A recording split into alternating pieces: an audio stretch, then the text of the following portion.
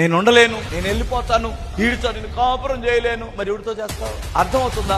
అంతకంటే దయ్యం దొరికింది నీకు, తిక్క కుదిరింది, అంతకంటే దయ్యపోడు దొరుకుతుంది. మీకు తెలుసో తెలీదో, దేవుడు భార్యాభర్తలే అనుకుందాం, నిన్ను కరెక్ట్ గా సెట్ చేస్తాడు. దేవుడు మనసులు కలిసేటట్టు సెట్ చేశాడు నిన్ను. నీ బుద్ధి, నీ గుణం, నీ బలహీనతలు, నీ బలం నీ భర్తకి తెలుసు, నీ భార్యకి తెలుసు. కరెక్ట్ గా సెట్ చేశాడు దేవుడు. దీన్ని ఎగస్ట్రాల్ చేసావంటే, అది గాని పోయిందంటే, చూడండి ఇప్పుడు ఈ మూత ఉందా, కరెక్ట్ గా సెట్ అయిపోయింది. సొక్కబట్లా ఇంకో మూతీరా, సెట్ అవట్లా, సెట్ అవ్వదు.